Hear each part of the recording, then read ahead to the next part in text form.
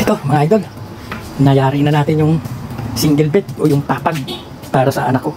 Ngayon ang gagawin ko na lang, ito, kikis-kis na lang natin, gagamitan natin itong grinder para kumintab at mawala-wala yung tawag dito, dumi, bago natin baparnisan. Yan, yan na kayo. Ito, pakikita. At dito nga mga idol, uumpisahan ko ng i-grind o linisin itong palotsina na kahoy na ginawa kong papag gamit itong grinder. Sa totoo lang, mas madali ang paglilinis kung may gamit kayong ganito. Kaya nga lang, malakas sa kuryente. Ayan. So dito makikita mo, liliyahin ko pa. At eto na nga mga idol. Yan, di pa tapos mga idol.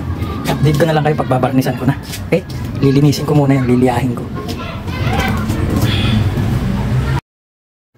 Okay, so dito mga idol, gamit itong barnis na maple. Ordinary lang to, pinili ko sa hardware. Ito ang gagamitin natin na ipambabarnis dito. So ganyan lang, lagay nyo lang sa plastic na lagayan, tapos gamit kayo ng brush, paint brush. Walang kahirap-hirap. May spray gun ako, kaya lang wala naman akong compressor, kaya naisip ko na i-brush na lang. Total, maliit lang naman to at marami pang tawag dito, sulok-sulok. Kailangan i-brush din yan, mga sulok-sulok na yan eh.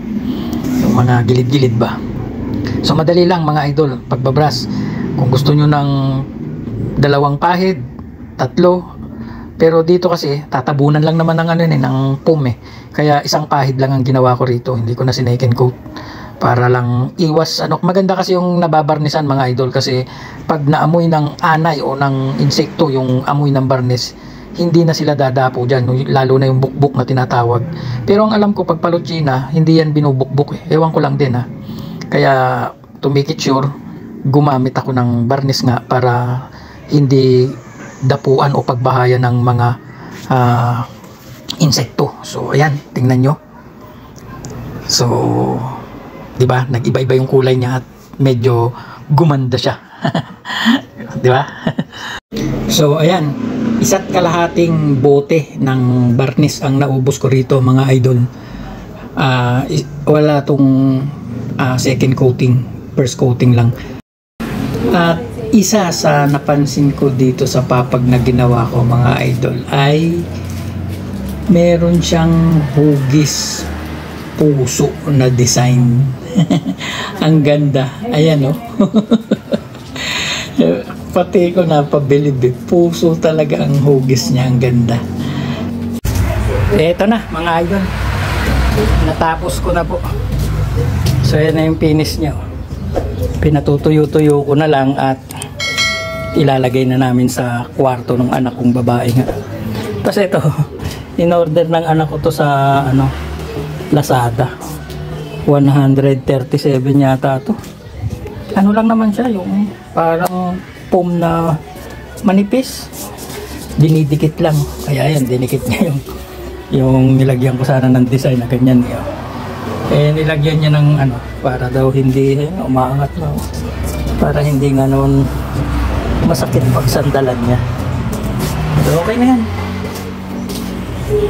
Kulang-kulang 2,000 rin ho ang inabot niyan sa materyales, sa pamasahe, kasi siyempre since na may kahoy akong dala, nagta-tricycle papunta rito,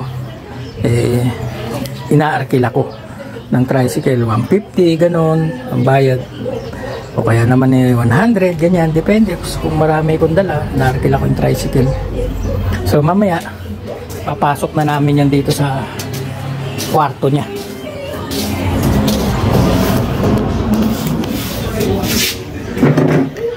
So gano'n na lang mga boss.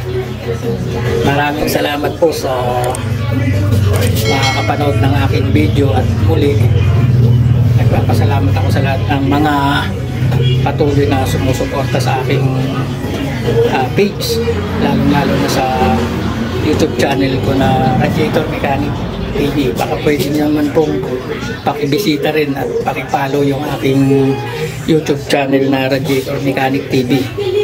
Paki-search nyo na lang mga idol sa YouTube bar, makikita nyo po yun. Konting suporta naman po. Ako naman kahit nandito sa Pilipinas at nagbabakasyon, sinusubukan kong gumawa ng content na maibabahagi ko sa inyo at na kapupulutan nyo ng kahit konting aral. Maraming salamat.